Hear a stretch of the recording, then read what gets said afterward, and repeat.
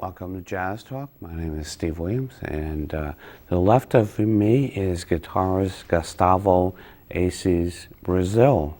Welcome to Jazz Talk. Thanks, Steve, for having me here. This is breaking into our 15th year on the air. Congratulations. So we're happy about that. And let's talk a little bit about yourself and your career and how that's worked. Your influences when you started, that kind of thing. Okay. Well, I started, actually, my first contact with music was when I was like 7 years old. I was a singer.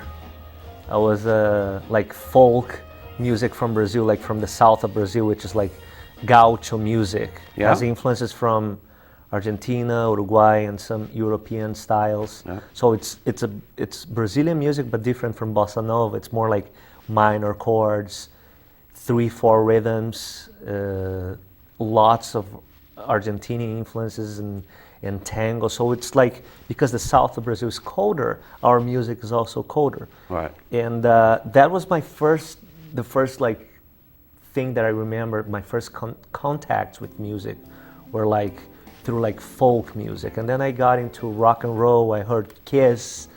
I wanted to be like a rock guitar player, so I started playing rock when I was in middle school, like beginning high school, end of middle school.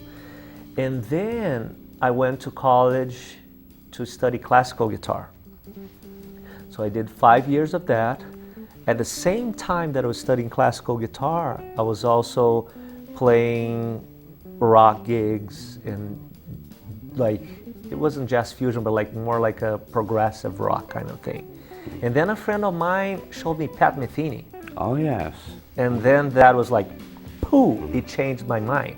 I didn't know, Steve, that you could play notes in between, it was all like the bebop and chromatic stuff. Because it was like, my background was like blues and rock and folk music.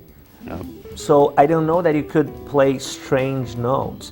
And I heard Pat Metheny, it was like, oh my God, I can do that. So I went home and started practicing the chromatic scales in the middle of that blues kind of sound. So slowly I got interested in jazz, and then I bought a CD by Alan Holdsworth. Oh yeah. Because I was totally into rock. I was like one of those shredders. Remember like late 80s, like Eddie Van Halen, Yngwie Malmsteen, Steve Vai. So I was practicing my scales and fast playing. I was obsessed with practicing. And then when I heard Holdsworth, it was shocking to me to know what you could do with harmony and stuff.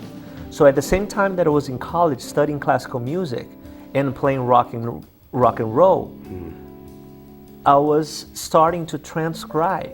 So I got into Pat Metheny, and then Holdsworth, and then the sax players, and then like Charlie Parker. First time I heard Charlie Parker, it was like, choo, I couldn't understand anything was happening. And then I had a teacher there. He was a marimba player. Now he's in Miami, Ney Rosauro. He's like a classical composer and a wonderful percussionist. But he got me into modes and arpeggios and playing on chord tones. So that was when I started like to develop this jazz sound. So I don't call myself like a pure jazz player, but I have those different influences. But now, if you put everything like in a if I have to do a graphic of all my styles, I would say that jazz is the one that I have most of my vocabulary from. And of course, Brazilian music, bossa nova, stuff from Tom Jobim, João Gilberto, Toninho Horta, so all those guys helped me to develop my vocabulary and chords and how the rhythm works and all the chord changes you can do. So, and then after college, because I was just playing classical guitar, like as an academic choice, I was interested in doing something with an electric guitar, so I was looking for a master's degree, and my goal was to come to America. So all those things that I was talking was back in Brazil, in my hometown, Right. Santa Maria.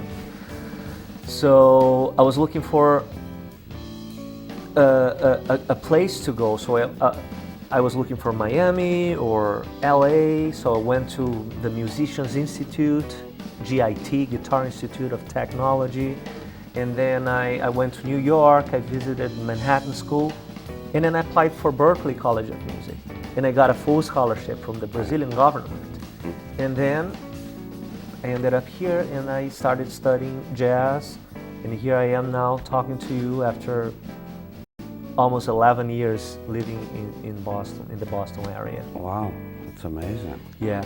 In the meantime, I did a lot of different things, but my main goals, I would say,